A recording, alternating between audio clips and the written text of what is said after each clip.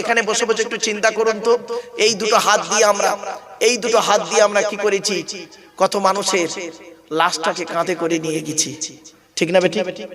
এই দুটো হাত দিয়ে কত মানুষের, কত মরা মানুষের গোসল দিয়েছি। এই দুটো হাত নিয়ে আমরা কত মানুষের কি করেছি? জানাজার নামাজ পড়েছি। এই দুটো হাত নিয়ে কত মানুষের কাফন পরিয়েছি। এই দুটো হাত নিয়ে কত মানুষের কবরে শুইয়েছি। এই দুটো হাত নিয়ে কত মানুষের বুকে আমরা মিনহা খলাকনাকুম ওয়া ফিহা নুঈদুকুম ওয়া মিনহা নুখরিজুকুম তারাতান উখরা, এই দুটো হাত নিয়ে আমরা কত মানুষের বুকে মাটি দিয়েছি।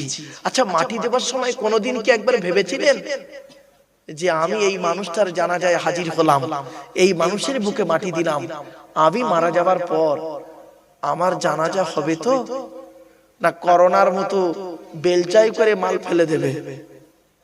একটু ভাবো। এ বন্ধু, মৃত্যু কাউকে ছাড়বে না, কবরে একদিন শুতে হবে, মনে রাখবেন। আজকের আপনারা এই প্লাস্টিকের উপরে বসে আছেন, কালকের চোখ দুটো বন্ধ হয়ে গেলে প্লাস্টিকের নিচেই চলে যাবে, ঠিক না বেঠিক? যে জায়গায় যাবেন, যে ঘরটায় যাবেন, ঘরটার নাম হলো কবর। কি কবর? কবর চারটে কথা বলে। এক নাম্বার কবর বলে আমি কবর দরজা জানালা ছাড়া ঘর, আমি কবর আমার কাছে দরজাও নেই জানালাও নেই। দুই নাম্বার, আজকের বাড়িতে গিয়ে আপনারা প্র্যাকটিস করে দেখবেন, আজকের বাড়িতে গিয়ে দরজা জানালা বন্ধ করে 24 ঘন্টা থেকে দেখবেন, বুঝতে পারবেন কবর কি জিনিস। দুই নাম্বার কবর বলে আমি কবর এমন একটা ঘর, সাপ বিছে পোকামাকড়ের ঘর, সাপ বিছে পোকামাকড়ের ঘর। আপনারা যখন মাটি দিয়ে চলে আসেন, শুনে নিন, মাটি দিয়ে যখন চলে আসেন 8 থেকে 10 দিন পরে ওই লাশটার কি হয় জানেন? 8 থেকে 10 দিন পরে মাথার চুল, ভুরু, গোঁফ, দাড়ি, হাতের নখ, পায়ের নখ খসে খসে পড়ে যায়। 12 থেকে 14 দিনের মাথায় মাথার ব্রেনটা পচে গিয়ে নাক দিয়ে, কান দিয়ে, গাল দিয়ে গড়তে থাকে। 18 থেকে 20 দিনের মাথায়, 18 থেকে 20 দিনের মাথায় পেটটা ফেটে যায়, পোকায় তৈরি হয়। 2 মাসের মাথায় সমস্ত মাংস চামড়া সব শেষ, ফ্রেমটা পড়ে থাকে, হাড়গুলো। 6 মাস পরে ওটাও শেষ। কোথায় গেল?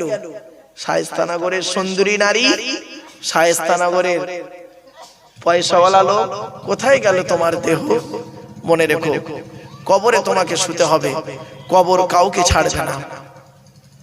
তাই কবরের ভয় করুন বাপেরা, দেহটা যাতে কবরে টাটকা থাকে সেই ব্যবস্থা করুন। এরপরে 2 নাম্বার হলো কবর বলে আমি কবর সাপ বিছে পোকামাকড়ের ঘর। 3 নাম্বার কবর বলে আমি কবর কাউকে চিনি না, কে মাওলানা মুফতি কাউকে আমি চিনি না, ওর আমল ছাড়া আমি কাউকে চিনি না। 4 নাম্বার কবর বলে আমি কবর আমার উপরে লাইটিং করতে গেলে, আমার উপরে আলোকিত করতে গেলে, আমার উপরে খুশবু করতে গেলে টাকার প্রয়োজন হয়। আমি কবর আমার ভেতরে লাইটিং করতে গেলে নেক আমলের প্রয়োজন হয়। আমার বাপেরা, নেক আমল করুন, অনুরোধ করে বলে যাচ্ছি, নামাজটা আদায় করুন। জুমার দিনে অন্তত জুমার নামাজটাও ছাড়বেন না। আল্লাহ কোরআনে কি বলছে দেখি, ইয়া আইয়ুহাল্লাযীনা আমানু ইযা নুদিয়া লিস-সালাতি মিন ইয়াউমিল জুমুআতি ফাসআউ ইলা যিকিরিল্লাহি ওয়া যারুল বাই'a যালিকুম খায়রুল লাকুম ইন কুনতুম তা'লামুন।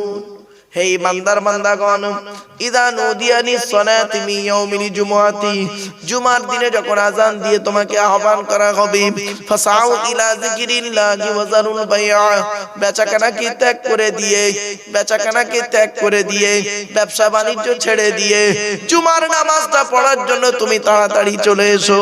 যদি তুমি এই কাজটা করো, যালিকুম খায়রুল লাকুম, ওটাই হবে তোমার জন্য ভালো কাজ। ইন কুনতুম তা'লামুন, এমন যদি তোমরা জেনে থাকো, অনুরোধ করে বলে যাচ্ছি বাপেরা, 5 ওয়াক্ত নামাজ কখনোই ছাড়বেন না। যদি নামাজ কাজাও হয়ে যায়, ফজর যদি কাজা হয়ে যায়, আসর যদি জোহর যদি কাজা হয়ে যায়, মাগরিবে গিয়ে অন্তত কাজাটাও আদায় করে নেবেন, কিন্তু বাদ যেন না যায়। আল্লাহর নবী বলেছেন, মুরু আওলাদাকুম বিসসালাতি হুম আবনাউ 7 সিনিন ওয়াদরিবুহুম আলাইহিম আবনাউ 10 সিনিন ওয়া ফাররিকু বাইনাকুম ফিল মাদাজি। নবী বলেন, ছেলে মেয়েদের বয়স যখন 7 বছর হবে তখন তাদের নামাজ পড়ার হুকুম করবে। তাদের বয়স যখন 10 বছর হয়ে যাবে, তারা যদি নামাজ না পড়ে তাদেরকে পেটাই দিয়েও নামাজ পড়াবে, আর তাদেরকে পৃথক বিছানায় শুতে দেবে। অনুরোধ করে বলে যাচ্ছি বাপ, খবরদার 5 ওয়াক্ত নামাজ কোনোদিন ছাড়বেন না।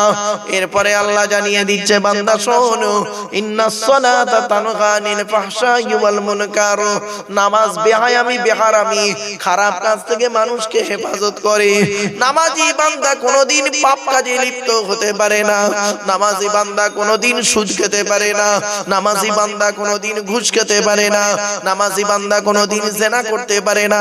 নামাজি বান্দা কোনোদিন পিতামাতার অবাধ্য হতে পারে না। নামাজি বান্দা কোনোদিন পরের হক মেরে খেতে পারে না। নামাজি বান্দা কোনোদিন গিল্লা গীবত করতে পারে না। ঠিক না বেটি? নামাজি বান্দা এই কাজ করতে পারে না। যারা করে জানবেন তাদের তো খাঁটি নামাজি তারা নয়, 100% পারফেক্ট নামাজি নয়। ওই নামাজ পড়তে হয়, ফরমালিটি মেইনটেইন করে, ফজর জোহর আসর মাগরিব এশা আজান হলে যেতে হয়, রাকাত পড়তে হয়, রুকু সাজদা দিতে হয়, এইটুকুই জানে। নামাজি বান্দা এই পাপ কাজগুলো কখনোই করতে পারে না। তাই অনুরোধ করে বলে যাচ্ছি বাবু, এই পৃথিবী ছেড়ে যেদিন চলে যাবেন সেই দিন কেউ কারোর খবর রাখবে না, ওই মাঠটায় কেউ কারোর খবর নেবে না। আল্লাহ নিজেই কোরআনে বলেছেন, ইয়া আইয়ুহান নাসুত্তাকু রাব্বাকুম ওয়াখশাউ ইয়াওমান লা ইয়াজজি ওয়ালিদুন আন ওয়ালাদিহি ওয়ালা মাউলুদুন হুয়া জাযিন আন ওয়ালিদিহি শাইয়্যা ইন্না ওয়াদাল্লাহি হাক্কুন ফালা তাগুররান্নাকুমুল হায়াতুদ দুনিয়া ওয়ালা ইয়াগুররান্নাকুম বিল্লাহিল গরুর। সূরা লোকমানের মধ্যে আল্লাহ বলে দিলেন, হে মানব জাতি, সেই দিনের ভয় তোরা কর যেদিন বাপ তার ছেলের কোনো উপকার করতে পারবে না, ছেলে তার বাপের কোনো উপকার করতে পারবে না, ভাই তার বোনের কোনো উপকার করতে পারবে না। সেই দিন প্রত্যেকেই নিজের নিয়ে পড়ে থাকবে। সেই দিনের ভয় তোরা কর। ইয়াউমা ইয়াফিরুল মারউ মিন আখিহি ওয়া উম্মিহি ওয়া আবিহি ওয়া সাহিবাতিহি ওয়া বানি। বাপেরা, সেই দিনের ভয় করুন। পৃথিবীতে লোকের দুটো বড় বড় কথা বলে, লোকের খেচ্ছা করে, গিল্লা গিবত গিয়ে অ্যাঙ্গেলে দুটো মান অপমানজনক কথাবার্তা বলে বড় হওয়া যায় না বাপ। মনে রাখবেন, কারোর উল্টো পাল্টা বলে বুদ্ধুর নাম বদনাম করে বড় হওয়া যায় না গো বাপ। আল্লাহ যাকে বড় করে সেই বড় হয়। ঠিক না বেটি? আল্লাহর এই দাওয়াত, এই জলসার দাওয়াত মনে রাখবেন, এই কোরআনের আলোচনা আল্লাহ যাকে খুশি তার দ্বারাই করিয়ে নেয়। ঠিক না বেটি? আরশে আজিমে দাওয়াত সেটিং হয়, বান্দার হাতে দায়িত্ব নয় বাবা, এটা মনে রাখবেন। চলো, এরপরে আল্লাহ বলে, বান্দা শোন, নামাজ যখন কমপ্লিট হয়ে যাবে তোরা তখন কি করবি? ফাইদা কুদিয়াতিস সালাতু ফান্তাশিরু ফিল আরদি ওয়াবতাগু মিন ফাদলিল্লাহ। আল্লাহ পাক কোরআনের মধ্যে বলে দিলেন, ফাইদা কুদিয়াতিস সালাতু, যখন নামাজ কমপ্লিট হয়ে যাবে, ফান্তাশিরু ফিল আরদি, জমিনের মধ্যে ছড়িয়ে পড়বে, ওয়াবতাগু মিন ফাদলিল্লাহ, আল্লাহর করুণা অন্বেষণ করবে, অর্থাৎ হালাল ইনকাম করবে, হারাম খাবার কখনোই খেতে যেও না। মনে রাখবেন, হারামের বিরিয়ানি ভাতের থেকে হালালের ডাল ভাতটাই ভালো। বুঝতে পারলেন না? হারামের বিরিয়ানি ভাতের থেকে হালালের ডাল ভাতটাই ভালো। তাই আমার বাপেদের বলে যাচ্ছি, আজকের এই বাপে মায়ে ভাইয়ের বাম্মা সব রেশানির জন্য আপনারা এসেছেন। শুধু ভাববেন না এই বাড়িওয়ালার বাম্মার সব রেশানি আমরা এসেছি বলি ওর বাম্মার সব রেশানি না, প্রত্যেকের বাপ আর মায়ের দোয়ার মাজলিস। আল্লাহর নবী বলেছেন বাম্মার খেদমত করো। শুধু তাই নয়, নবী কোরআনেও বলা হয়েছে বাম্মার সেবা যত্ন করো। যাদের বাম্মা মারা গেছে তারা কি করবে? জুম্মার দিনে বাম্মার কবরটা জিয়ারত করবে। শুধু তাই নয়, আরো বলা হয়েছে বাম্মার পিছনে টাকা পয়সা ব্যয় করবে, জীবিত থাকা অবস্থায় টাকা পয়সা ব্যয় করবে, সেবা যত্ন করবে, তাদের খেদমতের ত্রুটি করবে না। আর মৃত্যুর পরে তাদের কবর জিয়ারত করবে, তাদের জন্য আল্লাহর কাছে ক্ষমা প্রার্থনা করবে, তাদের জন্য দান ও খয়রাত করবে, তারা কবরে শুয়ে শুয়ে সওয়াব পাবে। তাই আল্লাহ পাক কোরআনে জানিয়ে দিলেন, বান্দা শোনো, নামাজ যখন কমপ্লিট হয়ে যাবে, ফাইজা কুদিয়াতিস সালাতু, নামাজ কমপ্লিট হয়ে গেলে কি করবে? ফান্তাশিরু ফিল আরদি, জমিনের মধ্যে ছড়িয়ে পড়বে, ওয়াবতাগু মিন ফাদলিল্লাহ, আল্লাহর করুণা অন্বেষণ করবে, মানে হালাল হালাল ইনকাম করবে, হালাল ইনকাম করবে, হারাম ইনকাম কখনোই করতে যাব না। আর কি করবে? ওয়াজকুরুল্লাহা কাসীরা, আল্লাহকে বেশি বেশি করে ভয় করবে, আল্লাহকে বেশি বেশি করে স্মরণ করবে। তাহলে কি হবে? লাআল্লাকুম তুফলিহুন, তোমরাই সফলকামী হয়ে যাবে। এখানে একটা ঘটনা আছে, বাপ শুনে রেখে দিন। একটা ঘটনা বলে যাচ্ছি, ঘটনাটা মাথায় রাখবেন। আচ্ছা, জুম্মার দিনে জুম্মার নামাজের খুতবা কখন হয়? নামাজের আগে না পরে?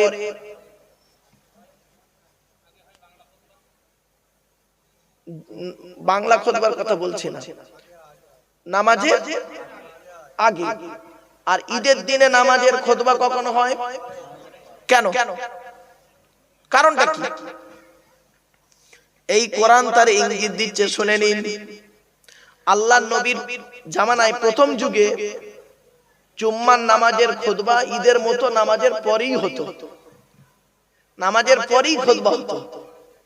তো নবীজি একদিন নামাজের 2 রাকাত নামাজ পড়িয়েছেন, নামাজ পড়িয়ে সাহাবীদেরকে খুতবা দিচ্ছে মসজিদের মেম্বারে দাঁড়িয়ে দাঁড়িয়ে, মসজিদ ভর্তি লোক, নবীজি খুতবা দিচ্ছেন, নামাজ হয়ে গেছে।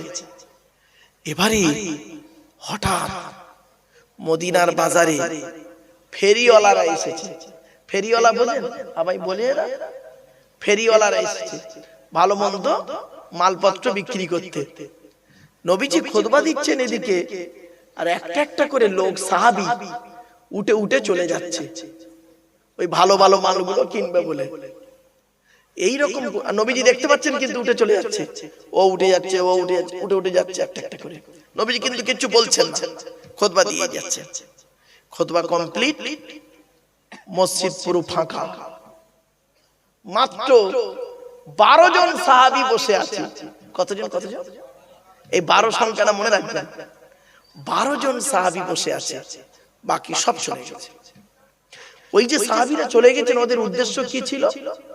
ওরা যে খুতবা শুনবে না এই উদ্দেশ্য নয়, তাদের উদ্দেশ্য ছিল এটাই যে আমরা তো রাসূলুল্লাহর দরবারে সব সময় আসি, খুতবা সব সময় শুনতে পাবো, ওই ভালো ভালো মালগুলো কিনে নি, পরে খুতবা শুনে নেব।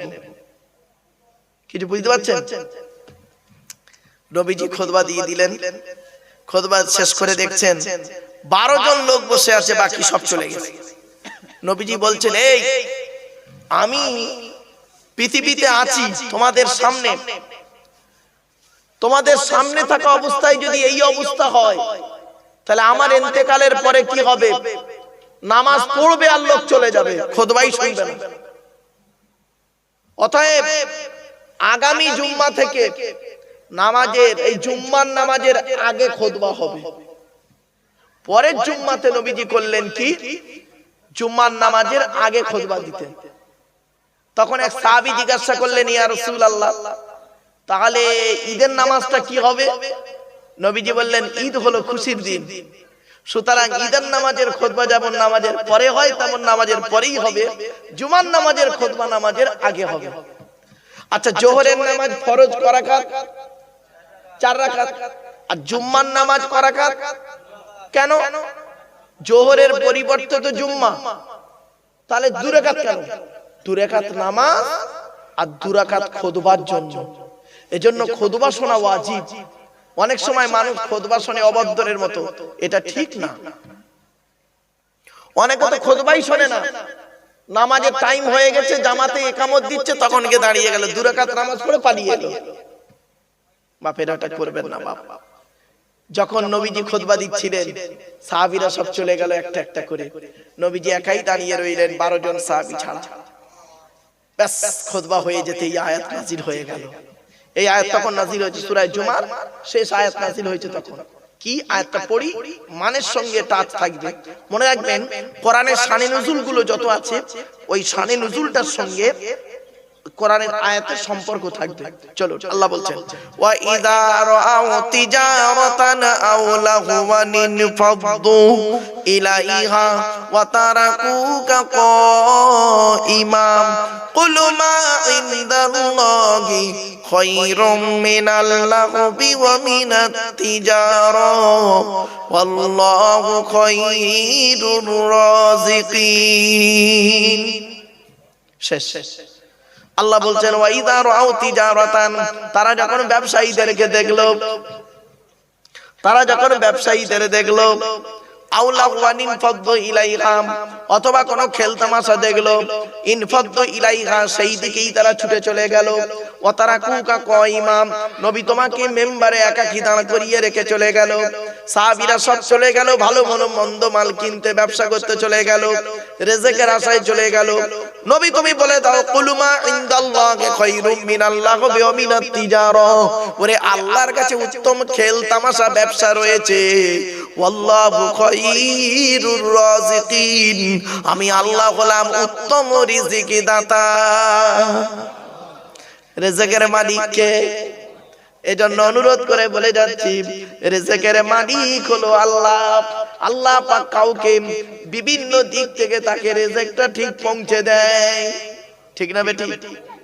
কেউ জলসা করে রিজক আল্লাহ পাক তাকে মেলায়, আবার কেউ মসজিদে ইমামতি করে, কেউ মাদ্রাসায় চাকরি করে, কেউ স্কুলে চাকরি করে, কেউ বেসরকারি সরকারি চাকরি করে, আবার কত মানুষ আছে চাকরিও করে না, তাদেরকে আল্লাহ রিজক দেয় যে কোনো উপায়ে, দোকানদারি করে, ব্যবসা বাণিজ্য করে, কাজ কারবার করে, খেতে খামারে কাজ করে, শ্রমিকের কাজ করে, বিভিন্ন অ্যাঙ্গেল থেকে আল্লাহ পাক তাদের রিজক দেয়। এই ইউটিউবওয়ালারা বসে আছে দেখতে পাচ্ছেন, এদের রিজক হলো এর ভিতরেই আল্লাহ পাক নির্ধারিত করে রেখেছে। খারাপ ভাবনি বাপ, এই ইউটিউবওয়ালারা বাবা খারাপ ভাবো না বাপ, বাস্তবটাই বলছি। এদের মধ্যে ইনকাম আছে, এদিকে আল্লাহ এদের রিজক দেয়। এতে এমনও ইউটিউবওয়ালা আছে, শুনে নিন, আমি বলে দিচ্ছি আপনাদের, এই পশ্চিম বাংলায় এমনও ইউটিউবওয়ালা আছে, এই ইউটিউবের উপরে নির্ভর করে তাকে মাসে 20-30 হাজার টাকা তার ইনকাম হয়, 1 লাখ টাকাও পর্যন্ত ইনকাম হয়েছে এক মাসে, যেটা একটা সরকারি চাকরিজীবী পারে না। বুঝতে পারছো বাবা? রিজক আল্লাহ কোথায় থেকে দেয়? যেখান থেকে তুমি হালাল রিজক পাচ্ছ সেইটাকে হালাল ভাবে ব্যবহার করিও বাবা, হারাম ভাবে ব্যবহার করিও না। অনুরোধ করে বলে যাচ্ছে, এই ছেলেগুলো কষ্ট করে রাত জেগে বসে আছে, এদের ভাবছেন বেকার বসে আছে, এত সোজা নয়, আপনারা বুঝতে পারছেন না অনেকে। বাবা এতে যে কি আছে একমাত্র ওরাই জানে। বাপেরা অনুরোধ করে বলে যাচ্ছি, চোখ দুটো বন্ধ হয়ে গেলে সব শেষ। দেখতে দেখতে 11টা বেজে গেছে বাপ, আর বেশি নয়, রাত বেশি করব না, শীতের রাত, প্রচন্ড শীত পড়েছে, মোনাজাত করে দেব, সকলে চলে আসেন, যে যেখানে আছেন বাবা আপনাদেরকে আমি অনুরোধ করছি আপনারা চলে আসেন। ভাইয়ের বাম্মা, আত্মীয় স্বজন, কবরবাসীদের উদ্দেশ্যে ইসালে সব। আমি হতভাগা, আমি গতবারে এসেছিলাম মনে হয়, তাই তো নাকি ভাই? এসেছিলাম, আবার আল্লাহ পাক এবছরে আনিয়েছেন। মনে রাখবেন আমারও বাপ মা চলে গেছে। আমি 2019 সালে অক্টোবর মাসের 3 তারিখে আমি আমার বাপকে হারিয়েছি। আর 2023 সালে বগরা ঈদের দিনে, এই বগরা ঈদ হলো বৃহস্পতিবারে, বগরা ঈদের দিনে বেলা 11:30টার সময় আমি আমার মাকে হারিয়েছি। সুতরাং আমিও আপনাদের মতো একজন বাম্মা হারা সন্তান। সুতরাং আপনাদেরকে আমি অনুরোধ করে বলি, যাদের বাম্মা এখনো বেঁচে আছে তারা এখনো বুঝতে পারেনি বাম্মা কি জিনিস, যাদের বাম্মা চলে গেছে তারা বুঝতে পারছে কি জিনিস হারিয়েছি। মনে রাখবেন, যেদিন বাপের কবরটা মাটি দিলাম, বাপের জানাজা পড়িয়ে, গোসল দিয়ে কাফন পরিয়ে, বাপের জানাজা পড়িয়ে যখন কবরে শোয়ালাম, শুইয়ে বাপ যখন আমি করলাম কি বাপের কবরে শুইয়ে মাটি দিয়ে যখন উঠে চলে এলাম দোয়া করে, সেই দিন থেকে কাউকে আব্বা বলে আর ডাকতে পারিনি। ঠিক না বেটি? ভুল বললাম কথাটা? হ্যাঁ, আব্বা নেই, আপনাদেরকে আব্বা বলে ডাকি, আমার ছেলেকেও আব্বা বলে ডাকি, আমার মেয়েকেও আম্মু বলে ডাকি, ডাকি না? কিন্তু ও আশা আর মেটে না। যেদিনে মায়ের কবর জানাজা পড়িয়ে, মায়ের জানাজা পড়িয়ে গোসল দিয়ে কাফন পরিয়ে জানাজা পড়িয়ে মাটি দিয়ে চলে এলাম, সেই দিন থেকে মা ডাকটা আর কাউকে বলতে পারিনি। অনুরোধ করে বলি ভাইরা, বাম্মা যাদের বেঁচে আছে খবরদার বাম্মাকে কাঁদায়ও না, খবরদার কাঁদায়ও না, বাম্মা চলে গেলে আর পাবে না। নবীজি বলছেন রাদিয়াল্লাহু ফি রাদিয়াল ওয়ালিদাইন ওয়া সাকতুল্লাহু ফি সাকতিল ওয়ালিদাইন। আল্লাহ নবী বলেন হকের উপরে বাম্মা যদি নারাজ হয়ে যায় আল্লাহ নারাজ হয়ে যাবে, হকের উপরে বাম্মা যদি খুশি হয়ে যায় আল্লাহ খুশি হয়ে যাবে। জোরে বলো। আমার বাপেরা, যাদের বাম্মা মারা গেছে দান খয়রাত করবেন, বাড়ি থেকে যখন বেরোবেন বাম্মার কবরটা একটু জিয়ারত করে বেরোবেন। যদি বলে হুজুর আপনি করেন, হ্যাঁ বাপ আমি করি, আমার বাড়িতে থাকে, এই এদের মধ্যেই একজন থাকে, প্রায় সময় যায়। আমি কিভাবে আমার বাম্মার কবর জিয়ারত করি সে জানে, সে দেখেছে। বাবা আমি যতবার আমি স্কুলে গেলে, প্রতিদিন স্কুলে যখন যাই বাম্মার কবরটা একটু জিয়ারত করে যাই, পাশেই কবর, বাড়ির পাশেই কবর, বাম্মার কবর দিয়েছি। আর সেখানে প্রতিদিন জলসায় যখন বেরোই বাম্মার কবরটা জিয়ারত করে আসি। বাম্মার দোয়া ছাড়ার কোনো দোয়া কাজে লাগবে না রে বাপ, বাস্তব কথা বলছি। বাকি দোয়া কাজে লাগতেও পারে নাও পারে, কোনো গ্যারান্টি নেই। কিন্তু মনে রাখবেন আল্লাহ নবীর পরই স্থান হলো বাপ আর মায়ের। নবী বলেছেন তিন ব্যক্তির তো আল্লাহর দরবারে কবুল হয়, কোনো মিস যায় না। এক নাম্বার হলো দাওয়াতুল মাজলুম, অত্যাচারকৃত মানুষের দোয়া। দুই নাম্বার মুসাফিরের দোয়া। তিন নাম্বার ওয়াদাওয়াতুল ওয়ালিদি আলা ওয়ালাদিহি, বাপ আর মায়ের দোয়া। বাম্মা যদি তোমার জন্য দোয়া চেয়ে যায় বিদ্যুতের থেকে দ্রুত গতিতে বাম্মার দোয়াটা আল্লাহর দরবারে কবুল হয়ে যায়। এই ছেলে, বাড়ি থেকে যখন বেরোবে বাপ আর মা যদি বেঁচে থাকে বাপ আর মায়ের দোয়া নিয়ে বেরোবে। বাপ আর মায়ের দোয়া যদি তোমার সঙ্গে থাকে, লরির তলার ভিতরে ঢুকে যাবে, গাড়ির তলার ভিতরে ঢুকে যাবে।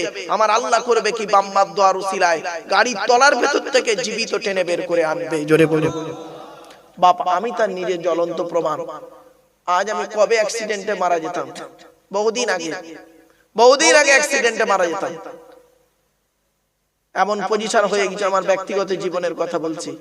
আল্লাহ পাক বাম্মার দোয়া, আপনাদের দোয়া আল্লাহ পাক এখনো বাঁচিয়ে রেখেছে। যে কটা দিন আল্লাহ পাক বাঁচিয়ে রাখে, ঈমান নিয়ে যেন থাকতে পারি, ঈমান নিয়ে যেন চলতে পারি, মানুষের উপকার করতে না পারলে ক্ষতি যেন না করি। আজ পর্যন্ত বাপ আমি বাস্তব কথাটাই বলি, আমি সমালোচনা কারোর করি না। আর খুব একেবারে সহ্য করতে না পারলে আমি অ্যাঙ্গেলে কিছু কথা বলে ফেলি, বাধ্য হয়ে। বাপ মনে রাখবেন, লোকের সমালোচনা করে আমার কোনো লাভ নেই। আমি নিজে যদি ভালো হই, আল্লাহর কাছে যদি ভালো হই, আমার নবীর কাছে যদি ভালো হই, আল্লাহ যদি বলে মারুক তোকে আমি কবুল করে নিলাম, নবী যদি বলে ওরে মারুক তোর প্রতি আমি খুশি হয়ে গেলাম, আমার বাম্মা যদি বলে ওরে বাচ্চা ছেলে মারুক তোর প্রতি আমি খুশি হয়ে গেলাম, তাহলে আমার আর কারোর খুশির দরকার নেই। ঠিক না বেটি বাপ? এজন্য আপনাদের বলি আল্লাহকে খুশি করুন, নবীকে খুশি করুন, বাম্মাকে খুশি করুন।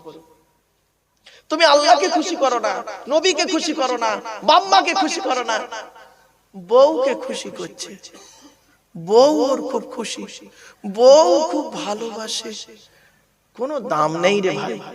বাস্তব কথা বললাম, একেবারে কচি খোকা নাই। তো দাড়ি দেখতে পাচ্ছেন না, এসব সাদা, সব সাদা। মেহেন্দি করেছি তাই একটু লাল মতো হয়ে আছে, সব সাদা। একদিন ওয়াজ করিনি বাপ, 1994 সাল থেকে ওয়াজ করছি, 2024 সাল হয়ে গেল, 30 বছর। কত মানুষকে দেখলাম উঠলো আর পড়লো, কত মানুষকে দেখলাম উঠলো আর পড়লো। চোখের সামনে কত বক্তা দুনিয়া ছেড়ে চলে গেল, কত বক্তা দুনিয়া ছাড়ার পথে আছে, আমিও লাইন দিয়ে বসে আছি। ঠিক না বেটি? কত বক্তা নাম করা বক্তা অসুস্থতায় ভুগছে, আল্লাহ তাদের সুস্থতা দান করুন, বলুন আল্লাহুম্মা আমিন। আমার বাপেরা খবরদার, আরেকটা কথা বলি আপনাদের বলে যাচ্ছে, কোনদিন কোন আলেমকে নিয়ে উঁচু নিচু করবেন না। কি বললাম? উঁচু নিচু করবেন না। উনি খুব বড়, ইনি খুব মূর্খ, লেখাপড়া জানে না, এসব বলবেন না। খবরদার, খবরদার বলতে যাবেন না। কার মধ্যে কি আছে কেউ জানে না। ঠিক না বেটি? এমনও জ্ঞান আপনাদের মধ্যে আছে, আমার মধ্যে নেই, হতে পারে না? আর এমনও জ্ঞান আমার কাছে আছে, আপনাদের কাছে এখনো পৌঁছায়নি, হতে পারে না? আমি একজন চাষি গো বাপ, আমি চাষি, কিন্তু চাষ করতে গিয়ে খালি ভুল করে ফেলছি। এই জানে আমার বাড়িতে যারা থাকে জানে, জিজ্ঞেস করবেন, প্রচুর জায়গা চাষ করেছি, ধান চাষ থেকে শুরু করে আর যত রকম কি বলবো ফুলকপি, ওলকপি, বাঁধাকপি, বিট, গাজর, লঙ্কা, হলুদ, আদা, রসুন, পেঁয়াজ, কচু থেকে শুরু করে মটরশুঁটি থেকে বিম কড়াই থেকে শুরু করে লাউ থেকে শুরু করে লঙ্কা থেকে শুরু করে শসা পর্যন্ত, টমেটো থেকে শুরু করে নোটে শাক, পুঁই শাক, পালং শাক পর্যন্ত এখন চাষ করি। আমি তো চাষও করি, কিন্তু চাষ করা আমি জানি না। একটা চাষি আমার ওস্তাদ, একটা চাষি আছে আমার ওস্তাদ, শিক্ষক আমার চাষি, তাকে ফোন করি, বাপ কি হবে, এইটা চালিয়েছি, এই বীজটা, এই টমেটোটা খেয়ে ফেলছে, টমেটো কি বীজ দিতে হবে। বেগুন চাষ করেছি, বেগুন চাষ করেছি, খালি বেগুনের খালি মরে যায়, লাস্টে আমি একে ধরি ওকে ধরি, কেউ বলতে পারে না। একটা লোক, হিন্দুর লোক রে বাবা, হিন্দুর লোক, হিন্দুর লোক, তাকে ফোন করেছি, বাবা, বাবু ভালো আছেন বাবু? হ্যাঁ বাবা ভালো আছি, আপনি ভালো আছেন? একটা জিনিস আপনার কাছে জানবো। যে কি বাবা? আপনি আবার কি জানবেন আমার কাছে? বললাম বেগুন চাষ করেছি, বেগুন খালি ওই গাছ মরে যাচ্ছে, মানে পোকা লেগেছে, কি ওষুধ লাগবে? সে লোকটা আবার ওষুধটা বলে দিল, এনে আবার মারতে হলো। তাহলে শিক্ষা কার কাছে আছে? কি ভাবলেন? খুব বড় জ্ঞানী নাকি? এই কোটা, এই দুটো কোরআনের আয়াত জানি বলে আর দুটো হাদিস জানি বলে মনে করে বড় আলেম? ধুর, বোকা কোথাকারে। শিক্ষা কার মধ্যে আছে কেউ জানে না, কেউ জানে না। তাই যদি হতো ইমামে আজম আবু হানিফা রাহমাতুল্লাহ আলাইহি একটা মুচির কাছে গিয়ে শিক্ষা অর্জন করতো না, ঠিক না বেটি? আপনারা জানেন তো নাকি, একটা মুচিকে যে জিজ্ঞাসা করেছিল যে কুকুর কখন সাবাল লেগ হয়, উনি এটাই জানতে পারেনি। এত কিছু মসলা হাদিস কোরআন, ইমাম আজম আবু হানিফার মতো আলেম পৃথিবীর জমিনে জন্মগ্রহণ করেছে, কিন্তু আমি জানি না বাবা। আমরা তো যাকে তাকে মানে অনেক কথা বলে ফেলি বাপ, কিন্তু না, ইমাম আজম আবু হানিফা রাহমাতুল্লাহ আলাইহি করেছেন কি, একটা মুচিকে জিজ্ঞাসা করছে যে কুকুর কখন সাবাল লেগ হয়, বলে ইমাম সাহেব এটা জানেন না, ও যখন ঠ্যাং তুলে পেচ্ছাপ ফেরে তখন সাবাল লেগ হয়। সেই দিন থেকে ইমাম আজম আবু হানিফা রাহমাতুল্লাহ আলাইহি ওই ব্যক্তিটাকে খুব সম্মান করতেন। কিছু বুঝতে পারছেন বাপেরা? এজন্য শিক্ষা কার কাছে আছে কেউ জানে না। কোনোদিন কাউকে বড় করবেন না, বলবেন না অমুক বড় আর অমুক একদম নিকৃষ্ট, খবরদার নয়। সকল আলেম সমান, ঠিক না বেটি? আরে আল্লাহ নিজে করেননি, আপনি কেন করছেন? কোরআনে আল্লাহ পাক এই কোরআনে বলে আছে, লা নুফাররিকু বাইনা আহাদিম মির রুসুলি, রাসূলদের মধ্যেও পর্যন্ত কোনোদিন ছোট বড় করবেন না। প্রত্যেক নবী কাছে সম্মান শ্রদ্ধা করবেন, প্রত্যেক নবীর সুন্নতকে আমরা কম বেশি মানি। এবার আমরা যে নবীর উম্মত, আখেরি নবীর উম্মত, আমরা সব নবীর উম্মত, সব নবীর সুন্নতকে মানি, সব নবীকে আমরা সম্মান করি। আমানতু বিল্লাহি ওয়া মালাইকাতিহি ওয়া কুতুবিহি ওয়া রুসুলিহি, ওই রসুল শব্দটা বহুবচন, সমস্ত রসুলকে আমরা বিশ্বাস করি। ওয়া কুতুবিহি, কুতুব শব্দটা হলো বহুবচন, কিতাবের বহুবচন কুতুব, বহুবচন। আমরা সমস্ত কিতাবকে বিশ্বাস করি, তাওরাত, জবুর, ইনজিল, কোরআন সবগুলোকেই বিশ্বাস করি। আমরা আমলও করি, সহি জিনিসগুলো আমল করি। কিছু বুঝতে পারছেন বাবা? এজন্য খবরদার বাবা, আলেমদের নিয়ে মাতামাতি করবেন না। একে অপরের মধ্যে ঝগড়া, মারামারি, ফিতনা, ফাসাদ, গালি গালা, এ ওর কাফের বলা, ওর বেঈমান বলা, এই সব যেন করতে যাবেন না। এ ওর মুনাফিক বলছে, ও ওর মুনাফিক বলছে, এও মুসলমান, ও মুসলমান, এও একজন বক্তা, ও একজন বক্তা। হায় রে আল্লাহ, আল্লাহ আমাদের সকলকে যেন এই শ্রেণীর মানুষ থেকে, এই শ্রেণীর মানুষ থেকে আল্লাহ যেন আমাকে হেফাজত করে। বলুন আল্লাহুম্মা আমিন। আসুন আমরা একটু নবীর সামনে দাঁড়িয়ে বাবা একটু সালাত ও সালাম পাঠ করব। বাবা একটু নবীর সামনে দাঁড়িয়ে একটু সালাত ও সালাম পাঠ করব। ইয়া নবী সালামুন আলাইকা, এটা খুলে নাও। এই তো বাহ, থাক থাক, চল চল চল বাপেরা, যে যেখানে আছেন বাবা একটু দয়া করে মেহেরবানি করে চলে আসেন, একটু আগে আগে আসেন। অনেকে আসতে এসে পেছনে দাঁড়িয়ে আছে, অনেকে আগে আগে আসেন বাপেরা। এই যে নবীর প্রতি সালাম পাঠ করা, এই সালামকে দিয়ে বাপ রে বাপ কি মারামারি, ঝগড়া, কেচাকেচি। আর ইউটিউবওয়ালাদের মধ্যে এদের একটু লাভ হয়েছে বল করছে, এই সালাম কি আমি এখানটায় যে ঝামেলা টামেলা চেল্লা চিল্লি হলো, এ তো এখন আর হয় না। এখন হয় না, আবার ফের নতুন একটা কিছু উঠবে, চিন্তা নেই, ফের নতুন একটা কিছু উঠবে। দিন কত কোন বক্তাকে নিয়ে কান্না হই হই হলো, তারপরে দিন কত কি আমি দেখতেছি তো, দিন কত এই কিয়াম নিয়ে কান্না হই হই হলো। এবার এখন কয়েকদিন বন্ধ আছে, এবার আরেকটা কিছু একটা উঠবে। দাঁড়ান বাবা, কিছুদিন পরে একটু সবর করো, তোমাদের মোটামুটি ইনকাম হবে, চিন্তা নেই, মানে লাগালাগির একটা ইনকাম একটা হবে। বাপেরা শুনে নিন, বলে দিচ্ছে একটা কথা। কোরআনে আল্লাহ পাক বলেছেন 22 নম্বর পারার 5 নম্বর পৃষ্ঠা 6 নম্বর লাইন, সূরার নাম সূরা আহজাব আয়াত নম্বর 56 আল কোরআন। আল্লাহ বলছেন ইয়া আইয়ুহাল্লাযীনা আমানু সাল্লু আলাইহি, তোমরা নবী মুহাম্মাদের উপরে দরুদ পেশ করো। এটা আমরের সিগা, আমর মানে অর্ডার, অর্ডার কি বললাম বাবা, আদেশ, অর্ডার, আমরের সিগা। সাল্লিমু তাসলিমা, আন্তরিকতার সঙ্গে সালাম প্রেরণ করা। মফউলে মুতলাক, আলেম উলামারা বুঝবে, মফউলে মুতলাক ভাবে তাফঈলের এটা মাসদার।